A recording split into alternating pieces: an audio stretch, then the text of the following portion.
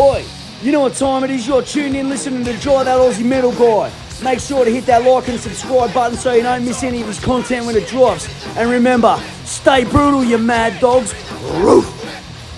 G'day legends, it is That Aussie Metal Guy here with Crannk'd, and today I've got a ripper chat lined up with two absolute bloody top blokes from one of the most creative and chaotic punk bands out there, Punk Rock Factory.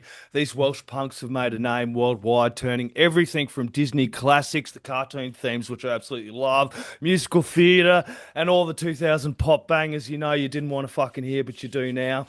They're heading back down under this November 2025 for the triumphant return with the Mortal Wombat Tour after a hugely successful Aussie run back in 2023. They are back again with more venues, louder sing-alongs, and a few surprises along the way. Joining me is Peej and Stead. Thank you so very much, guys. What's happening, bro? Thanks for having us, man.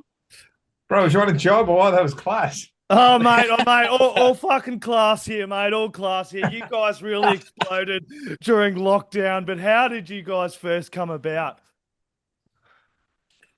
It was like back 2014, 2015. It was just a bit of an outlet for us because none of us were in bands at the time, and we'd all kind of given up on the dream. And it was just a couple of covers for a laugh, just a couple of mates sucking them up on YouTube and nothing much happening. And then COVID, man, 2020, like there's when people started to give a shit. Like it was class. Like, I mean, COVID was terrible, but it was great for us. Like we just took over TikTok, we took over socials, and yeah, it just went bonkers, man. It was incredible. It's been an absolutely bonkers ride ever since. Mm-hmm. Yeah, it's a weird fucking time, wasn't it, Steed? At that, it there was more people checking out more different bands, and as artists and musicians, you had to think of different ways to kind of reach an audience and kind of get your music out there as well. It was all a bit of an accident, to be fair. Yeah.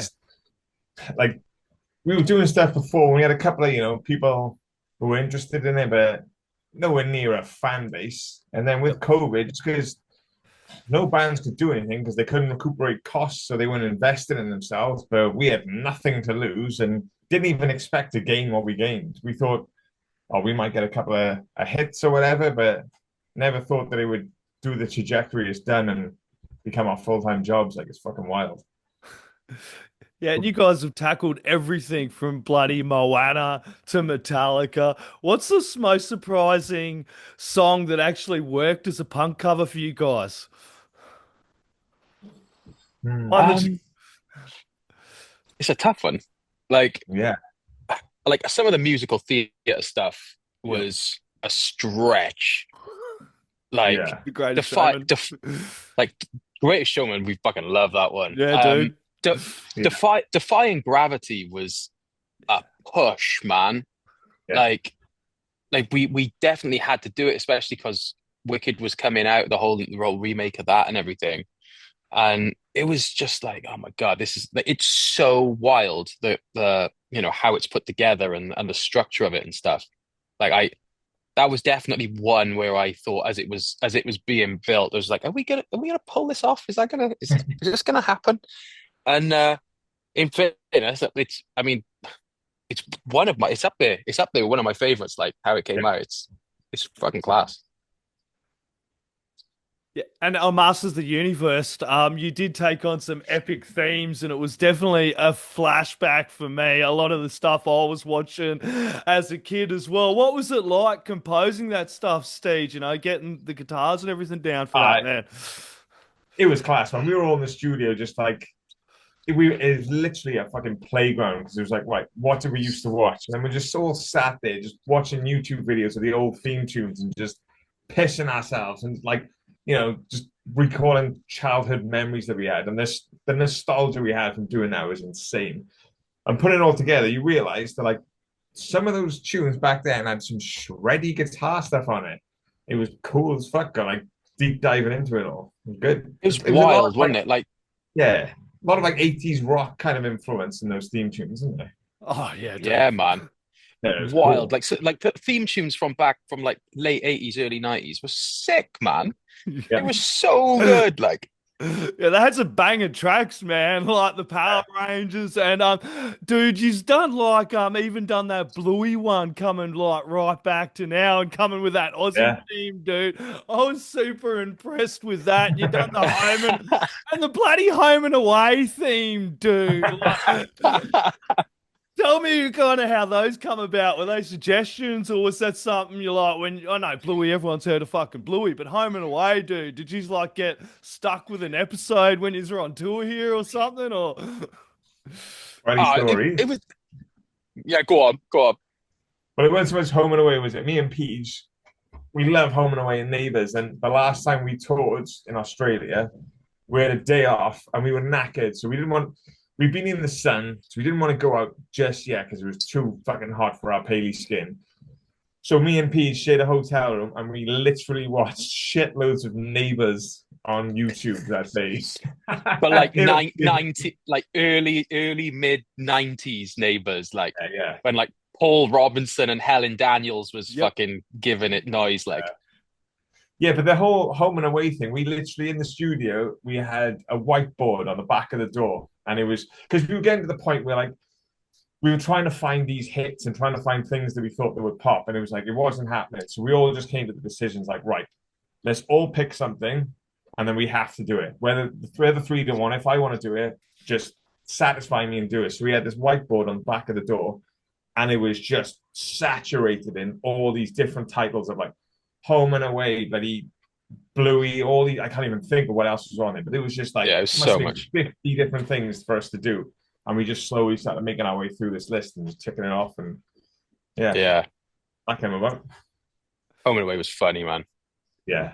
yeah, dude, I remember watching the very, very first episode fucking forever ago. I'm telling my age now, dude. But dude, I was like Sally, I think she was like this Yeah. bloody Yeah. child, and then watching her grow up through there, and I forgot that over in your way, Neighbours and Home and Away is fairly large. You guys have also covered Down Under and You're the Voice by John Farnham, man. I was talking about that, and I'd forgotten you've done a cover of that. And I was talking with a friend of mine I do a podcast with, and he's a vocalist. He's like, "Oh no, I'm not game enough to tackle that one."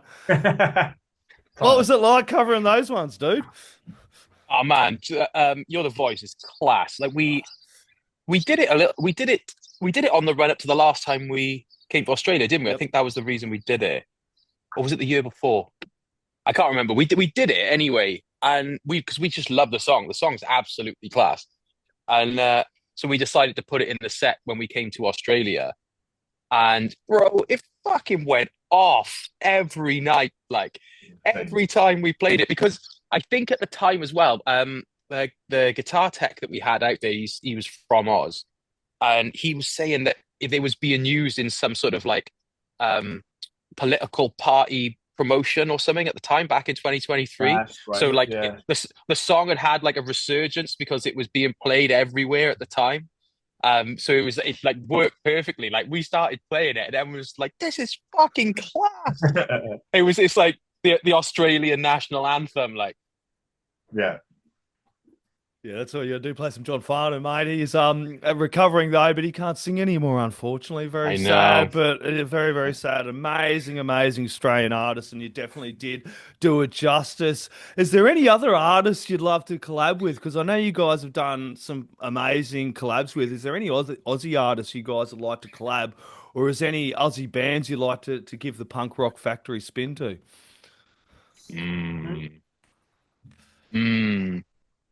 I mean, it'd be cool to have Daniel Johns on something. But Yeah, that's Yeah, exactly what I Yeah. exactly what I was just thinking. I don't know. I saw Jason Donovan the other day in a festival.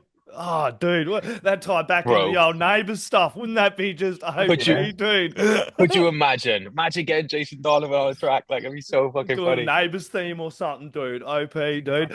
You guys do self-produce everything. How important is keeping control of the process and the punk rock factory identity? That's always been a big part of it for us. Like, Yeah. it's everything has been in-house.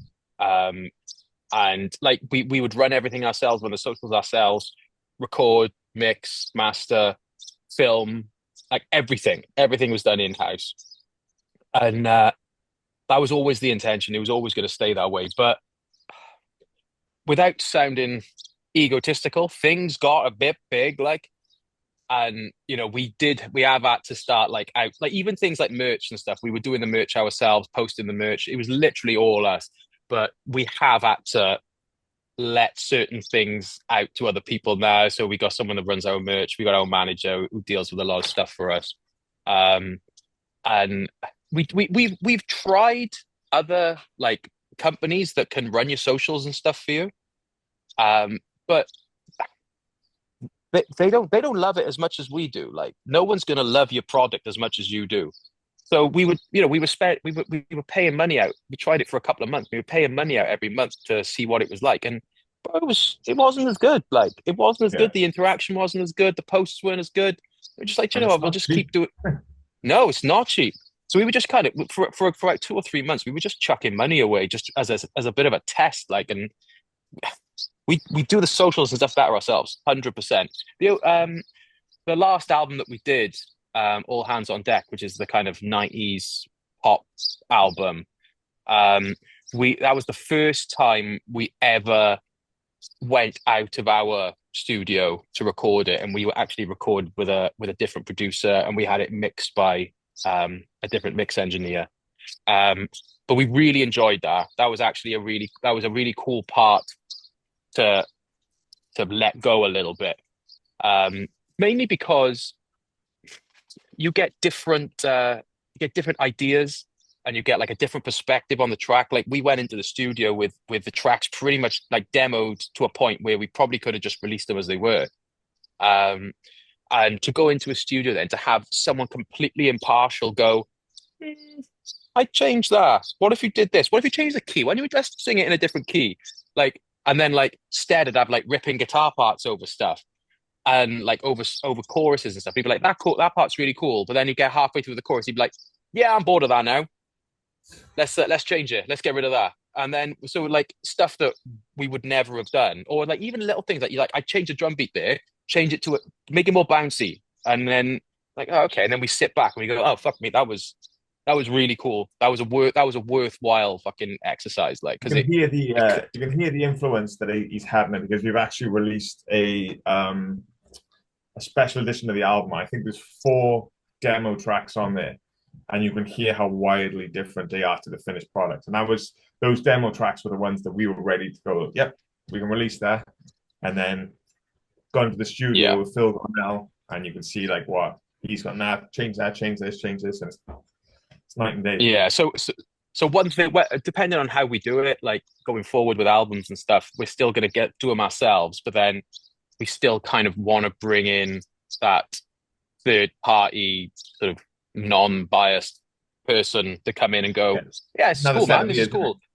Yeah, don't like that bit. Why didn't we change? Why didn't you change that bit up? Why didn't you add this here? Why didn't you make a stupid noise here? Why didn't you change the vocal harmonies there? Or do you know what I mean? Like just to have those impartial ears, just to go over it and go, yeah, let's rip it apart a little bit. It's cool. I think that'll be a fixture going forward. But other than that, it's still everything else is still all us in it. Oh, yeah, dude, because you guys, people probably wouldn't realise how much, I've talked about this a bit the last couple of weeks, how much work musicians and especially guys like yourself behind the scenes and what yous have done to kind of get this following. It's constant fucking work doing all these TikToks and these videos and coming up with different content and keep it fucking rolling and keep that gas on. So it is kind of, you got to reach a point where you're going, man, we're going to burn out if we keep going at this rate. We do kind of have to start bringing in a couple of extra people here and there to kind of help out with the process. And you did talk about the All Hands on Deck, and it was that with a Massive Attack was one of the demos, and the Gangster's Paradise. It is full of 90s and 2000 throwback, man. I love this your music because it just fucking dude takes you right back, and you can listen to this shit and it's cool, man. Like, you know what I mean? What made you dive into that era for that album, eh? It's the guilty pleasures, man. That's exactly what you've just. It's exactly what you've just said. It's like dipping in and going, fucking hell, I fucking love this track. Like doing C'est La Vie by Bewitched. Like no one is gonna admit that they like that song. Like, and then we play, and they're like, "Oh, actually, this is I do actually really like this song. This song's a fucking tune." Yeah. Like, even to the point where we are now friends with Bewitched. Like, Yeah, dude. like they, It's Club fucking 7 insane. stuff and shit's cool, man. It's It's so mental, cool. like Yeah. so fucking wild, bro. It's fucking bonkers. Like, to get the seal of approval from the original artists is so fucking cool as well. Yeah, and I did mention Gangster's Paradise, Teardrop, and there's a whole bunch. Like, but which one was the hardest to flip into punk for you guys off of that album? Teardrop was a weird one because that was a very late addition to the album. Yeah. Benj was like, I got an idea, boys. Bear with me, right? So he went away, came back, and just sent us an MP3, and he had chopped Teardrop up, and he had just put like MIDI, like automated drums over it with as a structural idea of what he had, and it was fucking mental. It was heavy. It was fast. We were like, do I love this or do I fucking hate it? I don't really know a minute. And then Stead started putting guitars down on it, and it was like, oh shit, this is an absolute ripper. Like, Yeah. it's fucking class. Like that was one that I did not expect to work in any way, shape, or form. And that was the one, actually, Phil, our producer, that's the one he was like, let's fucking go balls deep on this. Like, and because he's friends with and has worked with Bring Me the Horizon, and we were like, let's do it. I think the brief was, let's make it sound like robots fucking. I think that was the brief. Yeah. Like, let's just make it fucking silly, heavy with fucking crazy noises there and stuff. And he was like, I got it. I got the fucking memo. This is going in. And then by the end of it, we were like, oh my God, this is a fucking belter. Like, Yeah. Which one did you have the most fun composing the leads for there, Steed? Put that one. Yep. That one. Yeah. And that was, like Pete said earlier, like, I was in the studio and I'd written loads of riffs and stuff, and then Phil was like, kind of bored of that, and I'll take that out. And then Teardrop was one of the last ones, not only that we did for the album, but one of the last ones we recorded in the studio as well.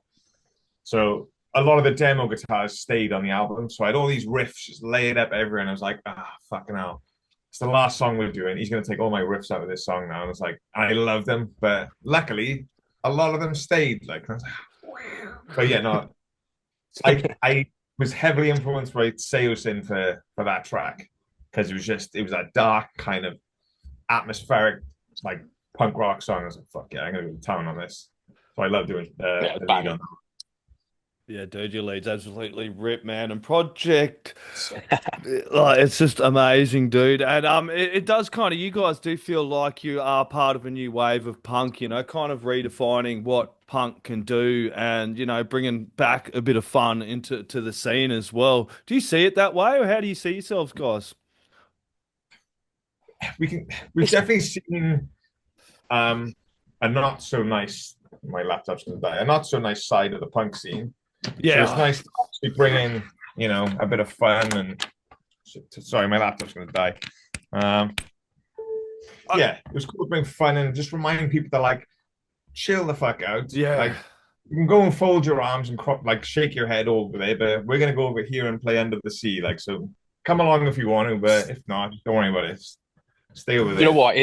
It's wild though. Like Stead said, we've played like metal festivals. We've played like proper like old school punk festivals and stuff. And like, you can see a lot of the crowd are fucking loving it, but you can see these like pockets of people that are just like, this is fucking ridiculous. What am I listening to? This is fucking shit. But all of a sudden there'll be one song in the set somewhere. They'll go, oh, I fucking love this song.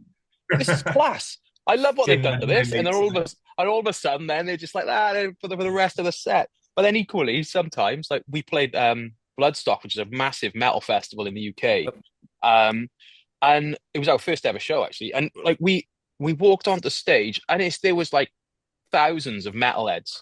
And you got all these fucking massive guys in beards with their battle jackets on and stuff. And we're like, we're going to get torn apart. Like, we're going to go on here now, and we're going to play Let It Go and fucking Under the Sea. and all these metalers are going to kick right off. And it was so fucking wild to see. You've got all these metalers there just on the front row, just like, yeah, this is fucking brilliant, screaming, let it go at the top of their lungs, because at a metal festival, and all they've listened to all day is heavy guitars, people screaming, and like fucking doomy fucking drum beats. Like, all of a sudden, for us to go on stage and play fucking Under the Sea at 200 BPM, like, they're like, oh my God, this is fucking great. What a bit of light relief for the fucking, to lighten the mood, like. Yeah, 100%. Oh, definitely, dude. And this kind of stuff, like, you'd be considered home and rock out to with your kids as well. Crank up some punk rock factory, and you definitely see a lot of that. You got to start them early on this, man. That's for sure. Fuck yeah. And what should Aussie fans expect for the Mortal Wombat tour? Well, our shows are ridiculous, bro, and they get more ridiculous as time goes on. Like, we did Australia back in 2023. Yep. And it was a bit of a stripped back version of us, because we had to fly our gear over, and we couldn't afford to take all our gear and flight case it all up. We couldn't afford to get everything over this. It was very much a stripped back set, like more of just an old school sort of punk rock show. We turned up and plugged in and played, and but we're going to be bringing more stuff with us this time. And like, our shows, like no two shows are ever the same. Like, the banter, the shit that we talk about, and like the interaction with the crowd and stuff is always different, but it's always fucking stupid. Like, we genuinely like to think that, yes, we're there to play a set of 15, 20 songs, but we like to think that it's kind of like 70% music and 30% like just a fucking comedy show. Like, we love to have that interaction and just that banter between songs, because everyone kind of feels welcome. And it's like, when we kind of treat it like we're just in a room with a bunch of mates that we've known all our lives, just so we can have a mess about with, and everyone just leaves and they're like, that was so fucking fun. I had the fucking best time. Like that, and that is literally what our shows are like every time.